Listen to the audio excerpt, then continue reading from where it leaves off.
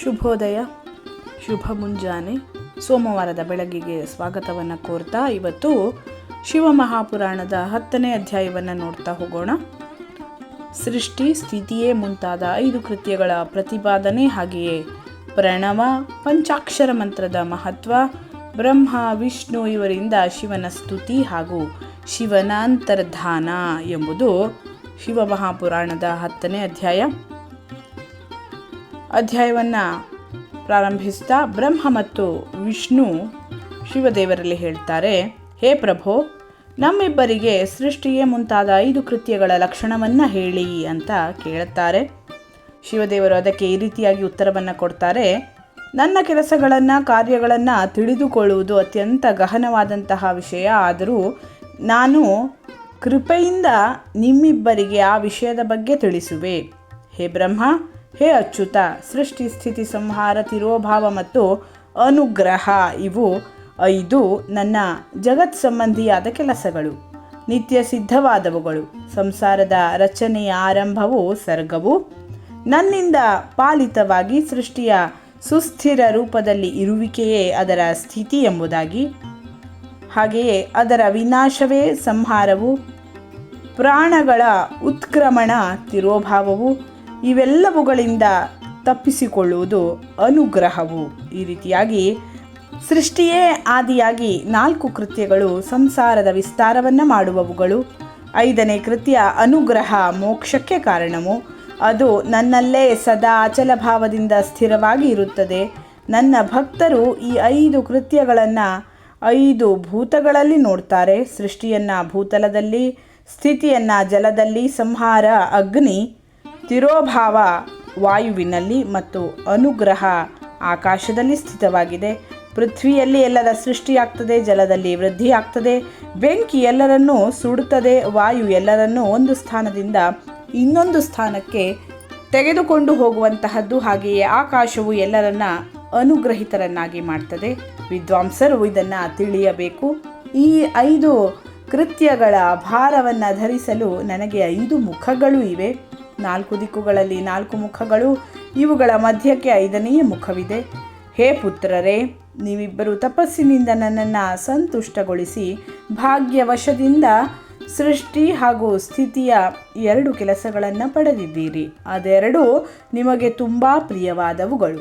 ಹಾಗೆಯೇ ನನ್ನ ವಿಭೂತಿ ಸ್ವರೂಪಗಳಾದ ರುದ್ರ ಮತ್ತು ಮಹೇಶ್ವರರು 2 ಉತ್ತಮ ಕೃತ್ಯಗಳಾದಂತಹ ಸಂಹಾರ ಹಾಗೂ ತಿರೋಭಾವವನ್ನು ನನ್ನಿಂದ ಪಡೆದಿರುತ್ತಾರೆ. ಆದರೆ ಅನುಗ್ರಹವೆಂಬ ಹೆಸರಿನ ಕೃತ್ಯವನ್ನು ಯಾರೂ ಪಡೆಯಲು ಸಾಧ್ಯವಿಲ್ಲವು. ಮೊದಲಿನ ಕೃತ್ಯಗಳನ್ನು ನೀವು ಮರೆತಿರುವಿರಿ. ರುದ್ರ ಮತ್ತು ಮಹೇಶ್ವರರು ತಮ್ಮ ಕೆಲಸಗಳನ್ನು ಮರೆತಿಲ್ಲ. ಆದ್ದರಿಂದ ಅವರಿಗೆ ನಾನು ನನ್ನ ಸಮಾನತೆಯನ್ನು ಕೊಟ್ಟಿರುವೆ. ಅವರು ರೂಪ, ವೇಷ, ಕೃತ್ಯ, ವಾಹನ, ಆಸನ ಮತ್ತು ಆಯುಧ ಮುಂತಾದವುಗಳಲ್ಲಿ ನನ್ನ ಸಮಾನರೇ ಆಗಿದ್ದಾರೆ. ಹೇ ಪುತ್ರರೇ, ನನ್ನ ಧ್ಯಾನದಿಂದ ಶೂನ್ಯರಾದ ಕಾರಣ ನಿಮ್ಮಲ್ಲಿ ಮೂಢತೆ ಕಾಣಿಸಿಕೊಂಡಿದೆ. ನನ್ನ ಜ್ಞಾನದ ಸಿದ್ಧಿಗಾಗಿ ನೀವು ನನ್ನ ಓಂಕಾರ ಮಂತ್ರವನ್ನು ಜಪಿಸಿ. ಇದು ನಿಮ್ಮಲ್ಲಿನ ಅಭಿಮಾನವನ್ನು ದೂರ ಮಾಡ್ತದೆ ಅಂತ ಶಿವದೇವರು ಹೇಳ್ತಾರೆ. ಹಾಗೆಯೇ ಮುಂದುವರಿಸ್ತಾ ಹೇಳ್ತಾರೆ, ಪೂರ್ವಕಾಲದಲ್ಲಿ ನನ್ನ ಸ್ವರೂಪಭೂತ ಮಂತ್ರದ ಉಪದೇಶವನ್ನು ನಾನು ಮಾಡಿದ್ದೆ. ಅದು ಓಂಕಾರವೆಂಬುದಾಗಿ ಪ್ರಸಿದ್ಧವು. ಅದು ಮಹಾಮಂಗಲಕರವು. ಎಲ್ಲಕ್ಕಿಂತ ಮೊದಲು ನನ್ನ ಮುಖದಿಂದ ಓಂಕಾರವು ಪ್ರಕಟವಾಯಿತು. ಅದು ನನ್ನ ಸ್ವರೂಪದ ಬೋಧೆಯನ್ನು ಮಾಡಿಸುವಂತಹದು. ಓಂಕಾರವು ವಾಚಕವು ಹಾಗೂ ನಾನು ವಾಚ್ಯನು. ಈ ಮಂತ್ರ ನನ್ನ ಸ್ವರೂಪವೇ ಆಗಿದೆ. ಪ್ರತಿದಿನ ಓಂಕಾರದ ನಿರಂತರ ಸ್ಮರಣೆಯಿಂದ ನನ್ನ ಸದಾ ಸ್ಮರಣೆ ಆಗ್ತಾ ಇರ್ತದೆ. ಮೊದಲು ನನ್ನ ಉತ್ತರ ಮುಖದಿಂದ ಅಕಾರ, ಪಶ್ಚಿಮ ಮುಖದಿಂದ ಉಕಾರ, ದಕ್ಷಿಣ ಮುಖದಿಂದ ಮಕಾರ, ಪೂರ್ವ ಮುಖದಿಂದ ಬಿಂದು ಹಾಗೂ ಮಧ್ಯವರ್ತಿ ಮುಖದಿಂದ ನಾದ ಉತ್ಪನ್ನವಾಯಿತು. ಈ ರೀತಿಯಾಗಿ 5 ಅವಯವಗಳಿಂದ ಓಂಕಾರವು ವಿಸ್ತಾರಿತವಾಯಿತು. ಇದು ನಾಮರೂಪಾತ್ಮಕ ಸಂಪೂರ್ಣ ಜಗತ್ತು.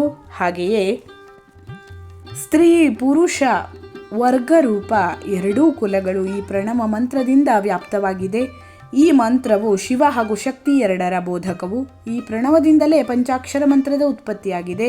ಅದು ನನ್ನ ಸಕಲ ರೂಪದ ಬೋಧಕವು. ಅದು ಅಕಾರಾದಿ ಕ್ರಮದಿಂದ ಮತ್ತು ನಕಾರಾದಿ ಕ್ರಮದಿಂದ ಪ್ರಕಾಶಕ್ಕೆ ಬಂದಿದೆ.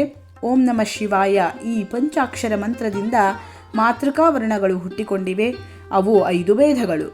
ಅವುಗಳಿಂದ ಶಿರೋಮಂತ್ರ ಹಾಗೂ 4 ಮುಖಗಳಿಂದ ತ್ರಿಪದ ಗಾಯತ್ರಿ ಪ್ರಕಟವಾಗಿದೆ. ಆ ಗಾಯತ್ರಿಯಿಂದ ಸಂಪೂರ್ಣ ವೇದ ಪ್ರಕಟವಾಗಿದೆ. ಅದರಿಂದ ಕೋಟಿ ಕೋಟಿ ಮಂತ್ರಗಳು ಹೊರಹೊಮ್ಮಿವೆ. ಬೇರೆ ಬೇರೆ ಮಂತ್ರದಿಂದ ಬೇರೆ ಬೇರೆ ಕಾರ್ಯ ಸಿದ್ಧಿಯಾಗ್ತದೆ. ಈ ಪ್ರಣವ ಹಾಗೆಯೇ ಪಂಚಾಕ್ಷರದಿಂದ ಸಂಪೂರ್ಣ ಮನೋರಥದ ಸಿದ್ಧಿಯಾಗ್ತದೆ. ಈ ಮೂಲ ಮಂತ್ರದಿಂದ ಭೋಗ ಹಾಗೂ ಮೋಕ್ಷ ಎರಡರ ಸಿದ್ಧಿಯೂ ಆಗ್ತದೆ. ನನ್ನ ಸಕಲ ಸ್ವರೂಪಕ್ಕೆ ಸಂಬಂಧಿಸಿದ ಎಲ್ಲ ಮಂತ್ರಗಳು ಸಾಕ್ಷಾತ್ ಭೋಗ ಪ್ರದಾನವನ್ನು ಉಂಟು ಮಾಡುವವು ಮತ್ತು ಶುಭಕಾರಕವಾಗಿದೆ. ನಂದಿಕೇಶ್ವರರು ಮುಂದೆ ಹೇಳ್ತಾರೆ, ನಂತರ ಜಗದಂಬೆ ಪಾರ್ವತಿಯ ಜೊತೆ ಕುಳಿತಂತಹ ಗುರುವರ ಮಹಾದೇವನು ಉತ್ತರಾಭಿಮುಖವಾಗಿ ಕುಳಿತ ಬ್ರಹ್ಮ ಹಾಗೂ ವಿಷ್ಣುವಿಗೆ ತಲೆಯ ಮೇಲೆ ತನ್ನ ಕೈಯನ್ನು ಇಟ್ಟು ಜೋರಾಗಿ ಉಚ್ಚಾರಣೆಯನ್ನು ಮಾಡ್ತಾ ಉತ್ತಮ ಮಂತ್ರದ ಉಪದೇಶವನ್ನು ಮಾಡಿದ. ಯಂತ್ರತಂತ್ರಗಳಲ್ಲಿ ಹೇಳಿರುವ ವಿಧಿಯ ಪಾಲನೆಯನ್ನು ಮಾಡ್ತಾ 3 ಸಲ ಮಂತ್ರದ ಉಚ್ಚಾರಣೆಯನ್ನು ಮಾಡ್ತಾ ಶಿವದೇವರು ಆ 2 ಶಿಷ್ಯರಿಗೆ ಮಂತ್ರದೀಕ್ಷೆಯನ್ನು ಕೊಟ್ಟರು. ತದನಂತರ ಆ ಶಿಷ್ಯರು ಗುರುದಕ್ಷಿಣೆಯ ರೂಪದಲ್ಲಿ ತಮ್ಮನ್ನು ಸಮರ್ಪಿಸಿಕೊಂಡರು. ಹಾಗೆಯೇ ಅವರಿಬ್ಬರು ಕರಮುಗಿದು ಶಿವದೇವರ ಸ್ತುತಿಯನ್ನು ಮಾಡಿದರು. ಬ್ರಹ್ಮ ಹಾಗೂ ವಿಷ್ಣು ಇಬ್ಬರು ಹೇಳ್ತಾರೆ, ನೀವು ನಿಷ್ಕಲ ರೂಪರು, ನಿಮಗೆ ನಮಸ್ಕಾರವು. ನೀವು ನಿಷ್ಕಲ ತೇಜಸ್ಸಿನಿಂದ ಪ್ರಕಾಶಿತರಾಗುವಿರಿ, ನಿಮಗೆ ನಮಸ್ಕಾರವು. ನೀವು ಎಲ್ಲರ ಸ್ವಾಮಿಯಾಗಿದ್ದೀರಿ, ನಿಮಗೆ ನಮಸ್ಕಾರವು. ಸಕಲ ಸ್ವರೂಪರಾದ ನೀವು ಮಹೇಶ್ವರರು, ನಿಮಗೆ ನಮಸ್ಕಾರವು. ನೀವು ಪ್ರಣವದ ವಾಚ್ಯಾರ್ಥವಾಗಿದ್ದೀರಿ, ನಿಮಗೆ ನಮಸ್ಕಾರವು. ನೀವು ಪ್ರಣವಲಿಂಗ ರೂಪರು, ನಿಮಗೆ ನಮಸ್ಕಾರವು.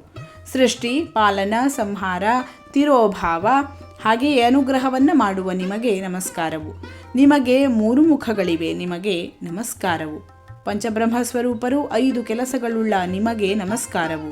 ನೀವು ಎಲ್ಲರ ಆತ್ಮ ಬ್ರಹ್ಮರೂ ಆಗಿದ್ದೀರಿ. ನಿಮ್ಮ ಗುಣ ಹಾಗೂ ಶಕ್ತಿಗಳು ಅನಂತ. ನಿಮಗೆ ಸಕಲ ಹಾಗೂ ನಿಷ್ಕಲ ರೂಪವಿದೆ. ನೀವು ಸದ್ಗುರು ಹಾಗೆಯೇ ಶಂಭು. ಈ ರೀತಿಯಾಗಿ ಮಹೇಶ್ವರನ ಸ್ತುತಿಯನ್ನು ಮಾಡಿ ಬ್ರಹ್ಮ ಹಾಗೂ ವಿಷ್ಣು ಅವರ ಚರಣಕಮಲಗಳಲ್ಲಿ ನಮಸ್ಕಾರವನ್ನು ಮಾಡ್ತಾರೆ. ಈಶ್ವರರು ಮುಂದೆ ಹೇಳ್ತಾರೆ, ಹೇ ವತ್ಸರೆ, ನಾನು ನಿಮಗಿಬ್ಬರಿಗೂ ಎಲ್ಲ ತತ್ವಗಳನ್ನು ಹೇಳಿರುವೆ ಮತ್ತು ತೋರಿಸಿರುವೆ. ನೀವಿಬ್ಬರು ದೇವಿಯಿಂದ ಉಪದೇಶಿತವಾದ ಪ್ರಣವ ಅಂದರೆ ಓಂಕಾರ, ನನ್ನದೇ ಸ್ವರೂಪವಾದ ಅದರ ನಿರಂತರ ಜಪವನ್ನು ಮಾಡಿ ಅದರ ಜಪದಿಂದ ಜ್ಞಾನ, ಸ್ಥಿರತೆ, ಭಾಗ್ಯ ಇವುಗಳು ಸದಾ ಕಾಲಕ್ಕೆ ಪ್ರಾಪ್ತವಾಗ್ತವೆ. ಆರ್ದ್ರಾ ನಕ್ಷತ್ರಯುಕ್ತವಾದ ಚತುರ್ದಶಿಯಂದು ಪ್ರಣವದ ಜಪವನ್ನು ಮಾಡಿದರೆ ಅದು ಅಕ್ಷಯ ಫಲವನ್ನು ನೀಡುವಂತಹದ್ದು. ಸೂರ್ಯ ಸಂಕ್ರಾಂತಿಯುಕ್ತವಾದ ಮಹಾ ಆರ್ದ್ರಾ ನಕ್ಷತ್ರದಲ್ಲಿ ಒಮ್ಮೆ ಪ್ರಣವದ ಜಪವನ್ನು ಮಾಡಿದರೆ ಅದು ಕೋಟಿ ಗುಣ ಫಲವನ್ನು ಕೊಡ್ತದೆ. ಮೃಗಶಿರಾ ನಕ್ಷತ್ರದ ಅಂತಿಮ ಭಾಗ ಹಾಗೆಯೇ ಪುನರ್ವಸುವಿನ ಆದಿಭಾಗ ಪೂಜೆ, ಹೋಮ, ತರ್ಪಣ ಮುಂತಾದವುಗಳಿಗೆ ಸದಾ ಆರ್ದ್ರಾ ನಕ್ಷತ್ರಕ್ಕೆ ಅದು ಸಮಾನವಾಗಿರುತ್ತದೆ ಅಂತ ತಿಳಿಬೇಕು. ನನ್ನ ಅಥವಾ ನನ್ನ ಲಿಂಗ ಸ್ವರೂಪದ ದರ್ಶನವನ್ನು ಪ್ರಭಾತ ಕಾಲದಲ್ಲಿ ಅಥವಾ ಬೆಳಿಗ್ಗೆ ಹಾಗೂ ಮಧ್ಯಾಹ್ನದ ಸಂಗಮ ಕಾಲದಲ್ಲಿ ಮಾಡಬೇಕು.